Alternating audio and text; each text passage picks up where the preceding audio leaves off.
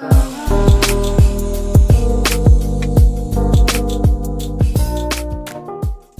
is up, guys? I do hope you're well. My name is Mark and today we're looking at some more r// entitled parents. If you're new here, please consider hitting that like, that subscribe and maybe that notification bell too, as it truly helps our channel out. And we have another new member to our channel, Savage Ink Studios. Thank you very much, and thank you to the members of our channel. It truly helps keep me going.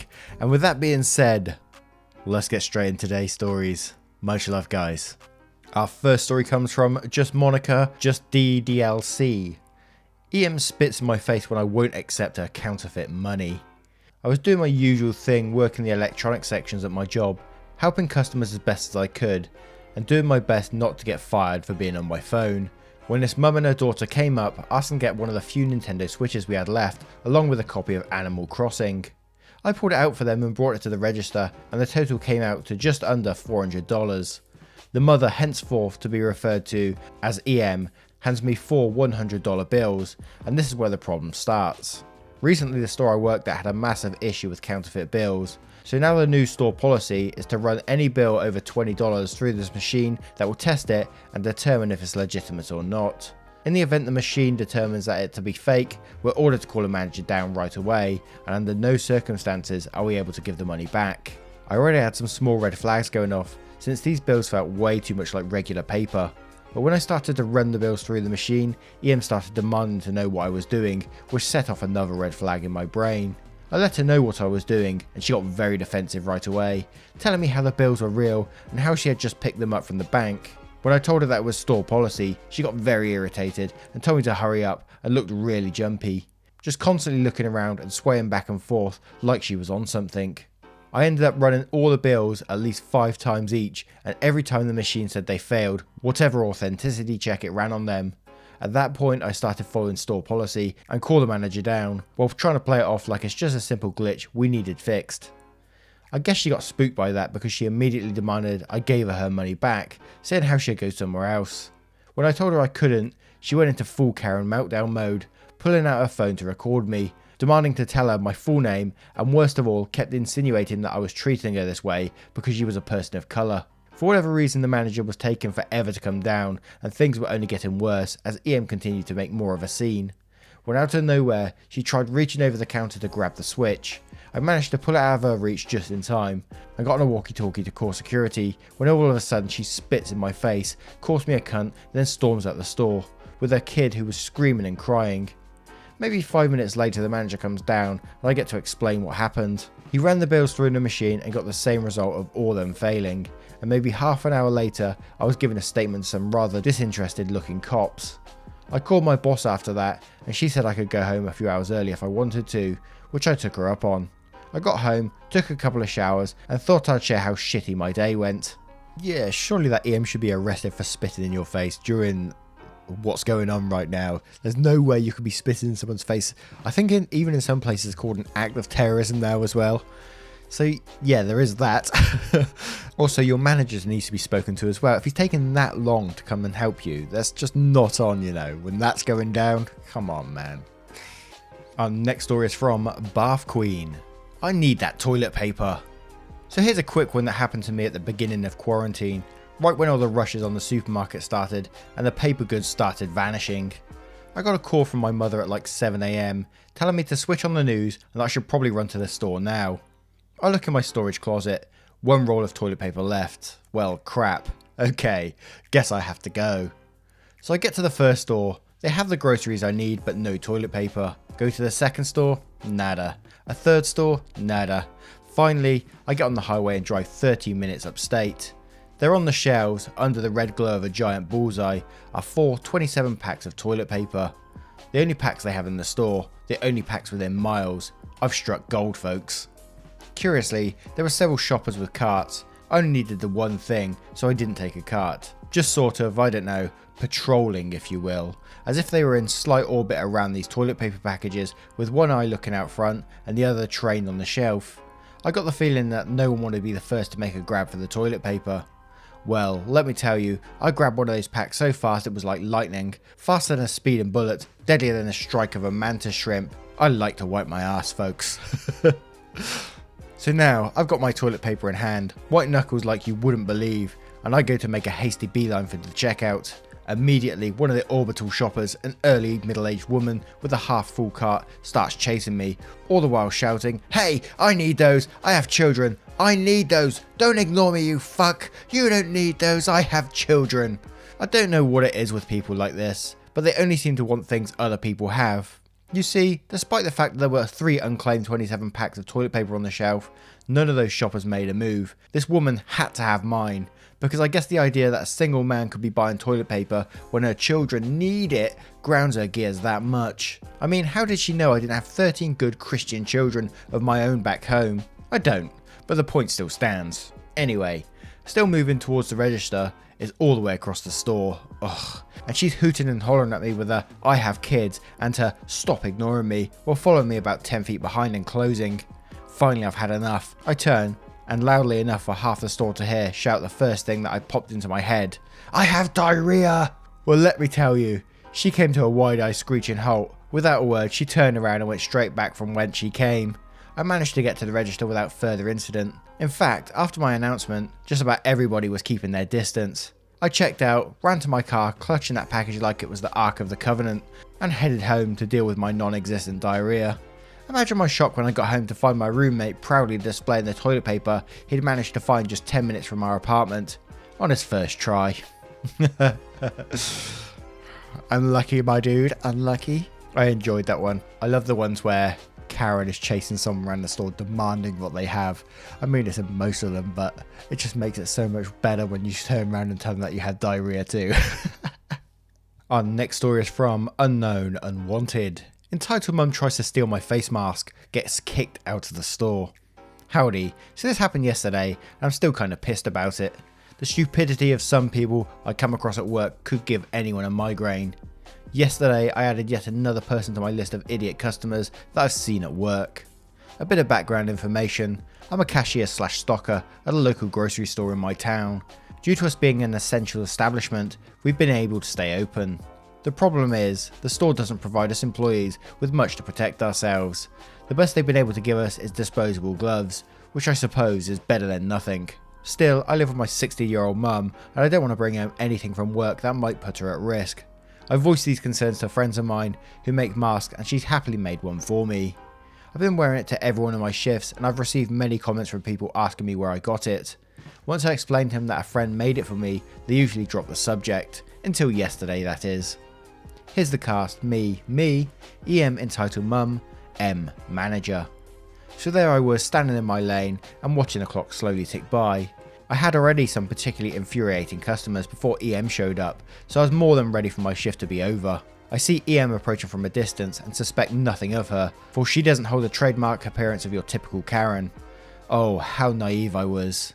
EM pushes her cart through my lane and I plaster a forced smile on my face and switch into customer service mode.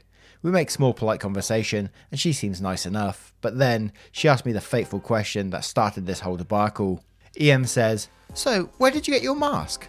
I said, "Oh, a friend made it for me." "Well, it's very pretty, looks well made too." It's a pretty mask, a sky blue fabric decorated with red roses. My friend knows me well. I said, "Yeah, my friend has made a lot of masks, so she's pretty good at it." EM then gestures to her daughter, who's sitting in the cart playing on some kind of tablet. "I wish I could find a mask for my daughter. I wouldn't want her catching anything." I said, "I'm pretty sure you can find someone in your neighbourhood who makes them, or you can try and make one yourself. They're pretty easy to make." And then EM says this: "I don't suppose you could just give me yours?" I'm a bit taken back by this question and move away from her a couple of inches. I said, "I'm sorry, but I'm going to have to say no. I need this mask for my job." She said, "Well, can't you just get your friend to make you another one?" She's very backed up on orders from people asking her to make masks for them. Besides, I've been wearing this mask all day, it's full of my germs. She said, "Oh, I can just wash it when I get home." I'm sorry, but I'm not going to give you my mask. I need it to keep me and my family safe. EM started sounding like your average Karen at this point. It's also worth noting that she kept slowly inching towards me during this exchange, as we kept going back and forth with her saying that her daughter absolutely needs it, and me saying that I need it because I'm an essential worker. She keeps getting louder and louder, to the point where one of my managers noticed us and was watching the exchange. After another minute or so of going back and forth, EM suddenly lunges forwards and tries to grab at my mask. I'm able to move my head way back and avoid her, but her fingers almost graze the fabric. That was enough for the manager to step forward and put a stop to her antics. The manager said, "Mum, I'm going to have to ask you to leave." She said, "But this woman stole my daughter's mask. My daughter needs it." "Mum, I was watching the whole exchange and I know that's not true. Leave now before I call the police." As the mention of getting the cops involved, Em realised that she could easily get arrested since we also have cameras all over the check stands. She lifts her daughter out of the car and leaves in a huff with no groceries and no mask. Thank God for my vigilant manager. That's a manager that's dealt with many Karens in his time. He's seen some things and he's ready to deal with them. Our next story is from Missaloo95. Em harasses me, a disabled child, at Disney World. My I don't work here lady story blew up the other day, so I figured I'd share another classic entitled story over here too. Enjoy. Backstory: my parents took me, 10 at the time, to Disney World for my 10th birthday, 2013. I'm also autistic and it's noticeable. It was especially obvious when I was younger, even more so because I was incredibly excited to be at Disney. Now, when you're at Disney parks around your birthday, they give you this big old button that says, "It's my birthday," along with a space where the cast member writes your name. I was very proud of my button and proudly wore it over my whole trip. On this particular day, my actual birthday, my parents and I were in the Magic Kingdom. We were around Tomorrowland, just about to enter the Buzz Lightyear Astro Blasters. I was carrying a Stitch plush. I got it on the first day of the trip, and these two little kids around my age at the time, a boy and a girl, NK1 and NK2, which stands for nice kids because they were nice, with their mum, EM, noticed my plush. They got their mother's attention saying, "Mummy, mummy, look, he has a Stitch." Their mother smiled at them and at me, and then noticed my button and said, "Happy birthday, young man." NK1 and NK2 also saw it, and also happily told me happy birthday. I was excited that they noticed, and I grinned and thanked them as I happily flapped my hands around a bit, something I do when I'm excited. NK1 and NK2 didn't think anything of it, but EM's face scrunched up as if I'd just dropped an F-bomb. She said, "What's the matter with you?" EM asked rudely. I didn't hear her, but my parents did. My dad asked her what she just said. "Well, I don't want him doing that around my children," EM said, disgusted. "He did nothing wrong," my dad said. "I don't want my children catching that and acting like him," EM spat. Me and NK1 and NK2 were not paying any attention to this at all. We were too busy happily discussing Stitch. I was having an awesome time talking with my two new friends when EM grabbed their hands and rushed them into the queue for Buzz Lightyear before we could get there. "We deserve to go first after what your child just did," EM smugly stated. However, when you're autistic at Disney, you get a special pass to skip queues. So of course, we walk right on past EM towards the fast pass queue attendant who directs us on what to do. She's throwing a fit about us cutting the line as my dad presents the pass to the attendant and EM totally shuts up seeing the actual pass. This was before it was called digital. Talk about justice. The funny part is that if she bothered to look at the other pins on my backpack, she'd have known from the get-go that I was autistic, as I have a couple of buttons in there in case I got separated from my parents. Also, at the time, I thought EM was just mad we skipped the line. I had no idea she was an ableist beforehand. Again, me and NK1 and NK2 were having a nice happy little kid conversation, so this didn't ruin my day at all. Side note, a lot of guests and cast members saw my button and I flapped my hands every time. Sure, I got a few raised eyebrows, but nobody said anything, especially not as blatantly rude as EM. Even the characters went out of their way to show their excitement. This was an awesome trip. I hope NK1 and NK2 are doing well, and I still sleep with that Stitch plush every night. Firstly, good choice, Stitch every time. Secondly, what the hell? Why does anybody do that? I mean, the kid's excited. If I saw a kid flapping their hands around, I wouldn't automatically think autistic or anything like that.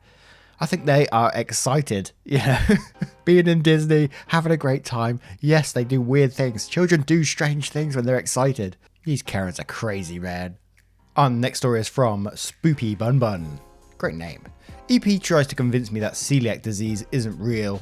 EP in this story was one of my relatives, and this was at a restaurant years ago with EP spouse and my mum. For context, I was diagnosed with celiac at 14. My doctors think it's been a lifelong issue for me, rather than something that spontaneously developed due to the sheer damage on my intestines. Anyways, here's how this goes. I say, "I've never had Greek before, what's gluten free?" The EP says, "The saganaki is really good, let's get that to start." My mum, "That has breadcrumbs in it, let's ask if there's a separate gluten free menu." The EP says, "It's just a few breadcrumbs, it's not that bad." I say, "Actually, and I get cut off by EP. They're so small, and it's just a dusting. I said, yeah, but, and I get cut off again. Can't you just cheat a little? Know it, and cut off again. This whole gluten-free fad is just a phase. To which I say, it's a medical, and again, we're on a road trip, enjoy yourself. I have been, and it's just that, God, kids and trendy diets these days. My mum was at the side of the table talking to the waiter, who was very observant and empathetic. She explained that's not a preference, they have a legitimate medical condition. I think he saw how uncomfortable and upset I was getting with EP, because he didn't even charge us for the extra modified Saganaki. Mum and I slipped him a 50% tip at the end. I said, it's not a trend, and again, I get cut off. EP said, I bet all these food intolerances are just from over-processed garbage and hormones. It's just liberal propaganda to make you buy special expensive food. I'd like to point out that it's really irritating when people see celiac as an intolerance. No, it's not like a lactose intolerance where I can take an enzyme capsule or just have exploding shits and be fine in 2 days. Celiac is an autoimmune disorder and much more serious. Me, at this point, I'm just silent because I know EP isn't worth it. EP's spouse, who never ever speaks up. Jesus Christ, EP, let the kid explain. They're the one with a gluten issue. I'm pretty sure this shocked EP into silence. I said, it's not a trend or a fad diet. I was told by my doctors that I need to be on a gluten-free diet because I have celiac disease. We know this because my antibody levels were off the charts before going gluten-free, and now that I've been off of gluten, they've returned to normal. Celiac is not an intolerance, it's an autoimmune disorder. When I have gluten, my immune system attacks my intestines. This causes a body-wide rash, excruciating abdominal pain, diarrhea, sometimes vomiting, and severe fatigue. EP said, but it's small breadcrumbs. The gluten proteins that cause these reactions are microscopic, size doesn't matter. EP said, well, why can't you just do half gluten free, like full glutens off the weekends? Mum, who is done ordering, okay EP, if that's what you want to do, I'm sure you'll be thrilled to pay for your grandchild to have a colostomy bag by the age of 30, because that's what staying on gluten will do. She'd also need to be on a feeding tube due to severe nutrient deficiencies, which OP already has, because the damage is that bad. Now, when can we add OP to your insurance plan? EP went totally silent. EP's spouse was laughing so hard he had to step outside. Eventually our food came and the rest of the trip went smoothly. Ironically, 3 years later, I had to have emergency exploratory surgery of my abdomen. I was in the ER because the pain was so bad, we thought it might have been in my appendix, which there was a family history of, but the ultrasounds couldn't see shit. It turns out I have about 6 inches of scar tissue in my abdomen, which is the likely result of celiac damage. In some parts, it actually wraps around my colon and small intestines, so when there's any inflammation, the scar tissue constricts them. Ouch! That last bit sounds really, really painful. Like, I hate it. I've been having some abdominal pains for like the last month or so, yeah. I'm on meds for it now, don't worry about it. It's not about me, it's about OP. And it's not that, it doesn't hurt that bad, but I can't imagine what this person has to go through every day after they have a little bit of, if they have a small amount of gluten, what they have to go through. Damn, man. And then someone to treat you like that, like it's nothing, it's just a fad, you know. What the hell, man? Oh dear. Anyway guys, I hope you've enjoyed today's episode. If you have, do me a solid and hit that like button right now, as it will truly help me out. It really does. And thank you for the time out of your day. It is truly, truly appreciated. If you'd like to see more episodes, don't forget to hit that subscribe button and click always on that notification bell to inform you every time I post a video. And I will see you in the next one. Much love, guys.